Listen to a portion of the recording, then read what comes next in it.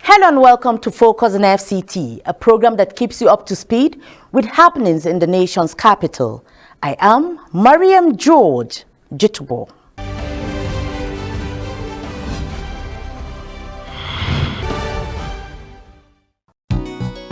Residents of the Federal Capital Territory are hereby alerted to the activities of scavengers, also known as Babambula, which security agencies have identified as a high-level security threat to not only the residents but also to our infrastructure as they perpetrate petty stealing and acts of vandalism on public utilities. More so, they are drug peddlers, serve as spies to terrorist elements, and are ready-made tools for the public disturbances during which they attack people with dangerous weapons. The Federal Capital Territory Administration therefore reiterates that the ban on scavengers aka Bababula operating within the Federal Capital City is still in force. These miscreants are advised to stay off the streets of the Federal Capital City for their own good, as defaulters will be apprehended and prosecuted, including parents of underage children involved in these practices. Relevant agencies are carrying out enforcement of this ban as stipulated. Be law-abiding always. Let's together build the FCT of our dreams. Management Announcer.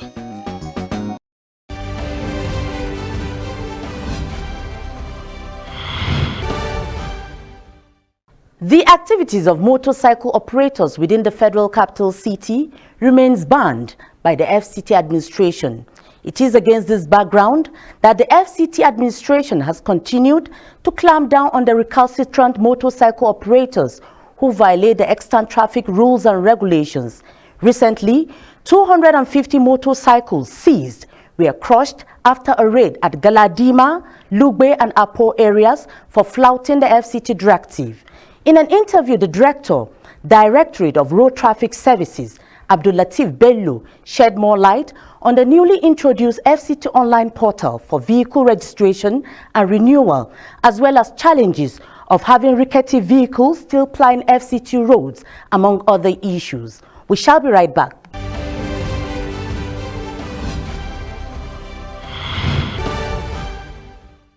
I now have with me the Directorate of Road Traffic Services, FCTA, in the person of Dr. Bello Abdul Latif. Glad to have you join us on the program Focus on FCT. It's my pleasure. Now, what informed the renewed clampdown on Okada riders in the FCT? You will recall that in 2006, a ban was placed on the use of commercial motorcycles in the Federal Capital City. And ideally, in the planning, the transportation planning for the Federal Capital Territory, it was never envisaged that motorcycles will be used as a commercial means of transportation. So there was never a provision for its usage. But for the fact that the Federal Capital Territory is in a work in progress, it's normally understood that there are certain areas that still lack transportation infrastructure, and they might need to have one means of transport to provide last mile. So a waiver was given that maybe for suburbs and some area councils, commercial motorcycles can ply. But for the Federal Capital City, it is a no-go area. And that ban was placed in 2006. And then it was purely based on traffic issues.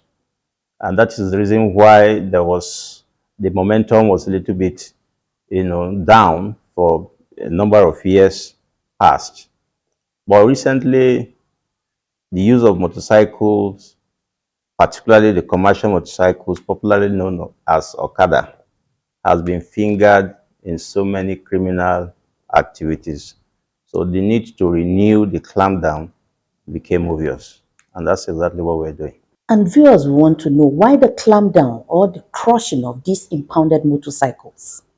It is to serve as a deterrence. It's punitive, And again, I think for obvious reasons, we need to crush in the presence of the public to understand that there is no hanky-panky in the dealings, because in the past, you often hear that a motorcycle was seized and then later was sold to somebody, or So now, what we do is that even though it has a process, we don't just collect your machine and crush. The obvious instant crushing that has been done recently is done on security consideration, and that's done by the joint task force. But the isolated cases of crushing that is supervised and handled by the DRTS undergo a process of forfeiture from the courts after several months. If the offenders fail to, appear to face their charges, we will now seek the face of the court to grant us forfeiture to enable us dispose with them. So crushing is very critical because it serves as punitive, it serves as deterrence, and it equally discourages those who are investing in that line of transportation to have a rethink. And that's exactly why we're doing that. Now let's shift our attention to the newly introduced FCT online portal for vehicle registration and renewal. How important is this innovation? It's very important because we need to keep in tune with development happening in other climes. We have to move with time. ICT has come to stay as the basis of a core critical element in e-governance, and we just have to key in. And then I'm sure that even the DRTS is a trailblazer in this line of procedure. It's very important because there were so many allegations in the past that most of our plate number, license number plates are being touted by even unrecognized individuals. But what we have today is that at the comfort of your home, you can now register your vehicle with the choice of any number plate you want. All you just need to do is to follow up for the collection. So we're trying to make the procedure very easy, in line with the ease of doing business. So I think that's just the basic objective of this, to make life easier for the residents. Rickety vehicles flying the roads is a major concern. What is the department doing about this ugly trend? FCT is a work in progress. You recall that there's need for us to provide what we call mass transit, vehicles, mass transit rail, which are already, in the pipeline. So ideally, they are supposed to remove a number of all these junk vehicles, that still provide services for, teaming commuters. The population in FCT is quite high. So, of course, people are taking advantage because it's easier to recoup, whatever you invest, and it's easier to get patronage, no matter how bad your vehicle is, because I think the number is higher than let me say the demand is higher than the supply. So, but for us, this is Federal Capital City. We have an assignment to make sure that it represents, every modesty, it represents, the image expected of the Federal Capital Territory. So every day, our people will have a tax team that move around the city to ensure removal of these, rickety vehicles. Now, we discover that some of these rickety vehicles are not, residual in the Federal Capital City. So whatever effort sometimes we make, we discover that it amounts to nothing. So we have devised another strategy now. Every Saturdays, we now have our men in the command now at the neck of access to the city. That's where they operate now. So that before you even try to come into the city, you are removed. So that's exactly what we have. A lot of them. As a couple of days ago, we made so many of them to face the mobile court. And that's exactly what we'll be doing until we ensure that we have a zero level of rickety vehicles in the Federal Capital City. I believe you must have encountered challenges in the course of the discharge of your responsibility. Can you share with us some of these or those challenges? Yes, critical among the challenges we encounter day to day in our enforcement is the issue that revolves around who you know, cultural affiliations and all that. People will want to beg you to, possibly allow an offender to go unpunished. At every point, a vehicle is, impounded. Somebody is calling you, this is my brother, this is this, that. Can you please help us, So this is one, very, very difficult challenge because in most cases we are still very cultural about some of these things, enforcement. But we're doing our best. We're closing our eyes. We are stepping on toes, and we'll continue to do that. Because I know for sure that there are social sacrifices that need to be made if you want to have results, especially in our level of development as it is today.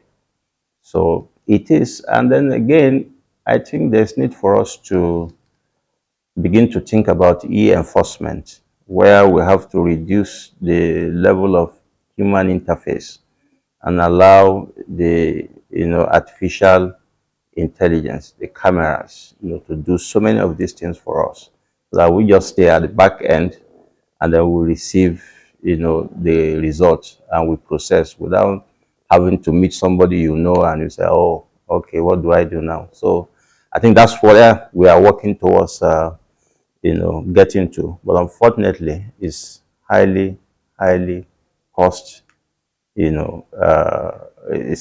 a very uh, uh, expensive project to do. I'm not sure our budget will be able to do that, but we are again looking at areas where we can collaborate, with other private organizations to provide support, and again, any of these PP arrangements to ensure we overcome some of these challenges. Well, when you hear the name VIO, there is this feeling of fear amongst motorists. How do you react to this? I think it's positive because it provides that background for effective enforcement. And if it's not there, then definitely it will be very difficult for us to enforce. And for every enforcement agency, that's always the impression. And then again, I love it because, it encourage, the motoring public to comply, and then if that fear is not established, then of course it will be very difficult to enforce. So I love it, and I think that, but we have to try to be very friendly as time goes on. We're trying, like what is happening, like I said, is just what you can get in view of the developmental stage we are in the Federal Capital Territory. Time will come that you don't even see most of our men on the road. So if there's any infraction, the camera will pick you, and all you just need to do is to find a way of reconciling your account. But we are working on ensuring that our men on the road are friendly, and then make sure that time will come we don't even have most of our men on the road because we must have gone, electronic. Any additional information you may want to share with viewers? The only thing I always say, and I will continue to plead, is that it's cheaper to be on the side of the law than to be against the law. Once you are on the side of the law, you have no problem. So make sure that you register your vehicles, you renew your vehicles. If your plate numbers are no more visible, you can equally reapply. They will produce another one for you at a very minimal cost, and then don't drive against traffic. Don't park in unauthorized places. If you can just obey simple, regulations, you have no problem. Thank you for gracing the program, sir. We do appreciate you. My pleasure too. And I look forward to having more of this discussion, with the NTA. It's an avenue that propagates some of our activities, and I appreciate it. Thank you.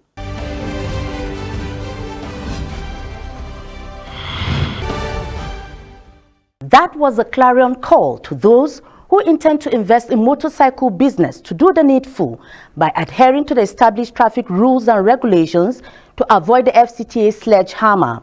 Let's join hands to make Abuja a safer nation's capital city. Up next on the program is review of FCTA activities for the past week.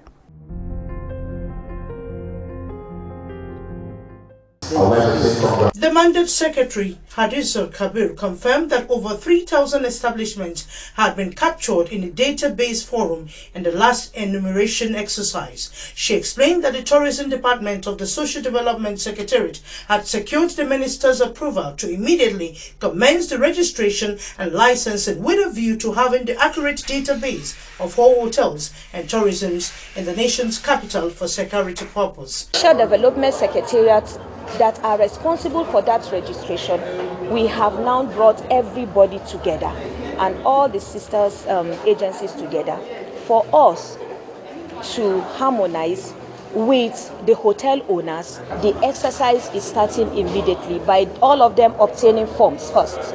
The Director of Tourism, SDS, expressed concern that over 3,000 hotels operating in Abuja were not officially registered, saying the time to get it right is now. We may or may not ask them for their arrears, depending on the outcome of the forum that they requested that we will have today. But here we are, FCT, under Tourism Department, we are ready, we are willing. There are so many bills we are paying in Abuja today. Multiple taxes. We have APB, we have AMAC. They have conflicts of responsibilities. AMAC will come today, we are the ones to carry your waste. APB will come, we are the one. We pay tax on one item, double taxes. The registration and licensing of tourism and hospitality establishments in the FCT, the Secretary says, would ensure control of the industry in line with international standards. More than 200 motorcycles seized for various traffic offences were crushed. Directorate of Road Traffic Services Abdul Latif Bello disclosed that the exercise is to serve as deterrent to other commercial motorcycle operators who violate the extant laws.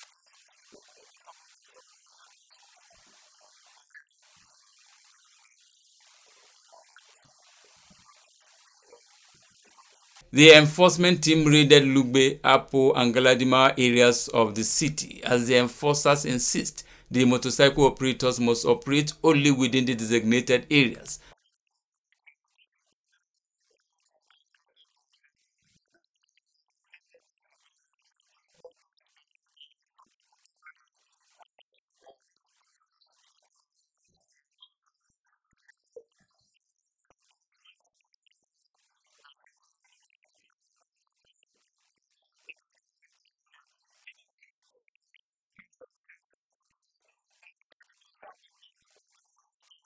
Apart from the general traffic nuisance, we are also looking at the security implication on safety of lives and property. Meanwhile, those investing in motorcycle business in the territory have been advised to have a rethink, as the tax team believes that some of the motorcycles are being used as a tool to perpetrate criminal activities in the territory.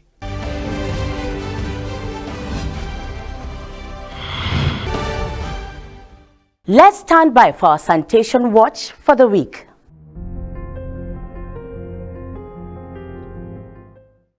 The Director Department of Development Control, Mukhtar Galadima, who led other officials to the site, reveals that the developer of the ongoing estate did not adhere to the plan earlier approved for him by the department, which resulted to the extension of the project work to green area. He added that flouting the city master plan in the name of development will no longer be tolerated. Plus 688 is for recreational park, but then they encroach some certain amount of spaces therein. So now, since they are contesting based on our own argument, so we have called surveyors now to come and investigate the whole site, because most likely maybe there is shift on ground from the original space allocated. So we want to confirm.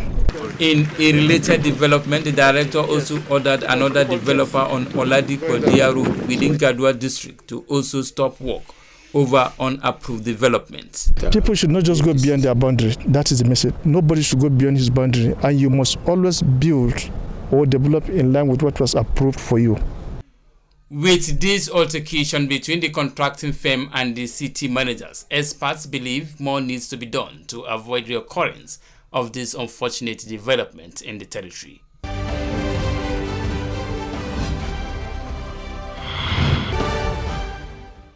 The FCT administration has observed an increase in the influx of street beggars into the city and metropolis. When you give alms directly to street beggars, you encourage this unwholesome practice with its attendant risks to all. Remember, street begging remains banned in the FCT. Residents are encouraged to channel their alms through recognized channels as the churches, mosques, and orphanages. A better approach which still guarantees the reward of your kind gesture, as neither Islam nor Christianity encourages begging. This way, we can rid the city of this menace. To keep Abuja safe is our collective responsibility. Play your part. This message is from the FCT administration.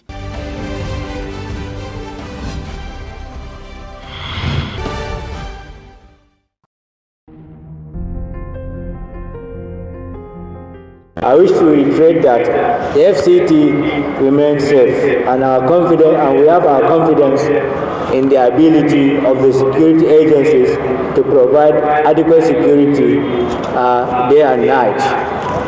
And from what we have seen in the immediate past, a lot of successes have been recorded, and I believe they will continue to be recorded, particularly with the provision of these vehicles.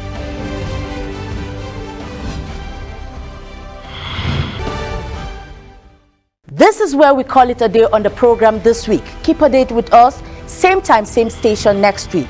From me and the entire crew, it's bye for now.